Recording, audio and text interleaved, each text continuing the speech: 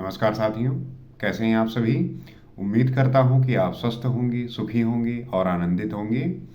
आज हम बात करेंगे मॉडल कोड ऑफ कंडक्ट के बारे में, आचार संहिता के बारे में। जैसा आपको पता है कि जब किसी स्टेट में इलेक्शन होने वाले होते हैं और जिस दिन इलेक्शन के डेट अनाउंस होते हैं उसी दिन से जो है वहाँ पे आचार संहिता लग जाती है, अर्थात मॉडल कोड ऑफ कंडक्ट जो है लागू हो जाता है। ये क्यों होता है, कारण क्या है और इसका जो है असर क्या पड़ता है, इसके जो है दुष्परिणाम क्या हो सकते हैं, इसके फायदा क्या है, इन सब के बारे में जो है हम जानेंगे और समझने का प्रयास करेंगे। और हर व्यक्ति का जो है इस पे एक अपना खुद का नज़रिया है, वो अपने तरीकों से, अपने तरीके समझकर, अपने ज्ञान से, अपने समझ से इसको बताता है। कॉन्स्टिट्यूशन के आर्टिकल 324 के तहत इलेक्शन कमीशन ऑफ इंडिया जो है वो आचार संहिता लगाता है। जब किसी भी स्टेट या देश का जो लोकसभा इलेक्शन होता है उसके लिए जो है ये लागू होता है। अब इसका जो प्रमुख लागू होने का कारण ये है कि मान लीजिए कि किसी स्टेट में, जैसे अभी जो है पश्चिम बंगाल, पुडुचेरी, असम, केरला और तमिलनाडु, इन स्टेट में जो है इलेक्शन होने वाले हैं। इलेक्शन डेट को जो है इलेक्शन कमीशन ऑफ इंडिया ने जो है अनाउंस कर दिया है।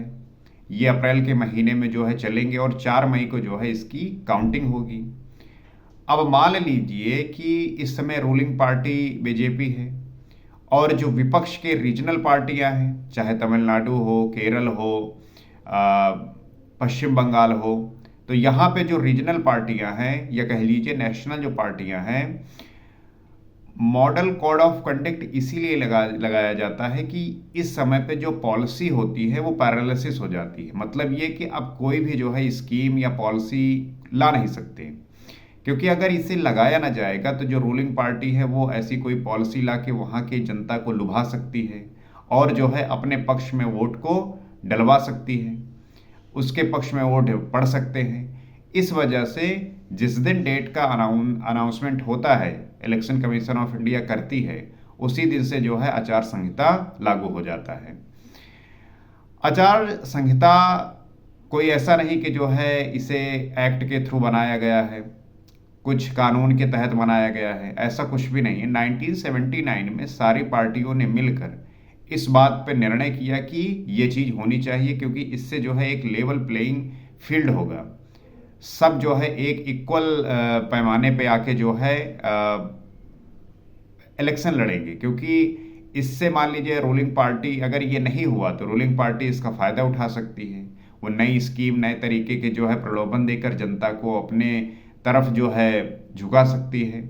इस वजह से जो है आचार संहिता लागू होता है।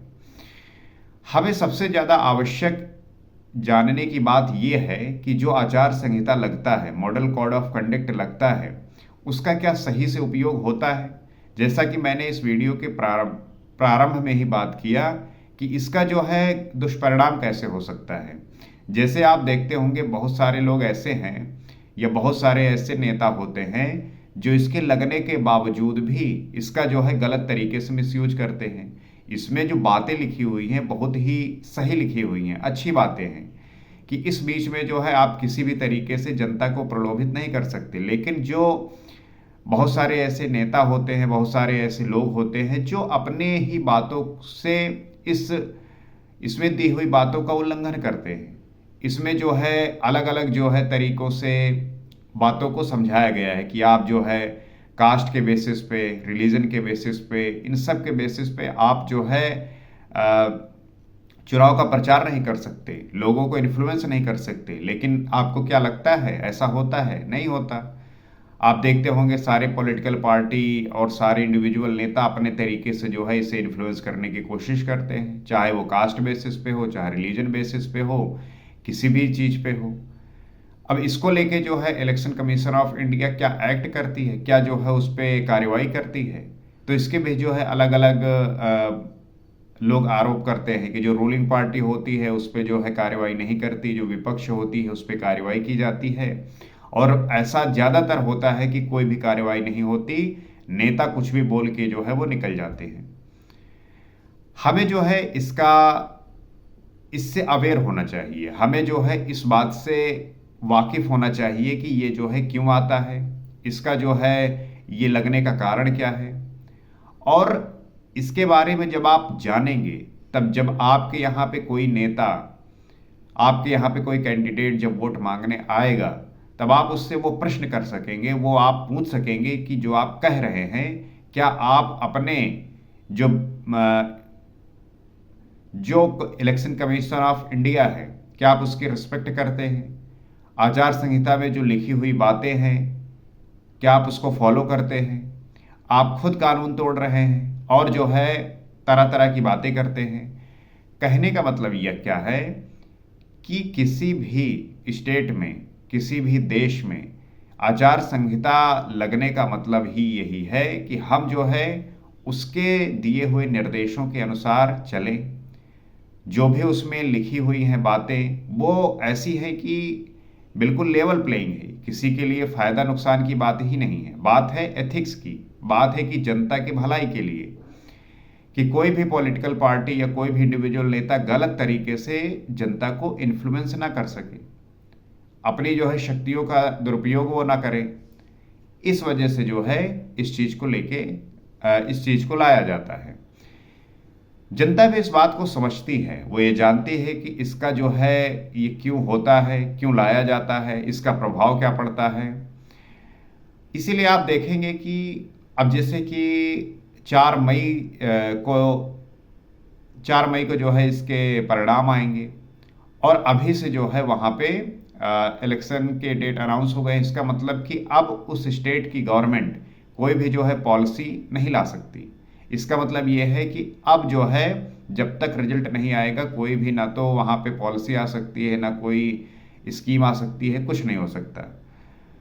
इसीलिए जो है ये मुद्दा उठता है और ये प्रश्न भी उठता है कि क्यों ना वन नेशन वन इलेक्शन लेके आया जाए, जिसमें सारे स्टेट और यूनियन गवर्नमेंट बनने के लिए साथ में एक साथ जो है वोटिंग हो जाए और इस प्रकार से जो है समय समय पर पॉलिसी पैरालिसिस किसी भी स्टेट का ना हो। इसीलिए जो है वन नेशन वन इलेक्शन की बात की जाती है। तो मुझे जो है पूरी उम्मीद है कि आप जो है इस बात से अवेयर होंगे, आप इस बात को समझते होंगे। आपको क्या लगता है, आप भी जो है कमेंट सेक्शन में बताइए, ताकि हम साथ में मिलकर इन विषयों पर पूरी गहराई के साथ बात कर सकें, समझ सकें और इस पे पूरी चर्चा करते हुए अपने विवेक को, अपने समझ को विकसित कर सकें। अगर आपको लगता है कि ये चैनल आपको इस प्रकार से वैल्यूएबल और इंसाइटफुल देता है और अगर आप इससे कुछ सीख पा रहे हैं, तो आप इससे जो है जुड़ भी सकते हैं। अपना जो है वैल्यूएबल जो बातें हैं वो शेयर भी कर सकते हैं, ताकि हम इन बातों को जानते हुए, समझते हुए अवेयर हो सकें और इनका जो है हम सही गलत का जो है निर्णय भी कर सकें कि कैसे जो है इनका प्रभाव समाज पे पड़ता है। तो आज इतना ही। नमस्कार।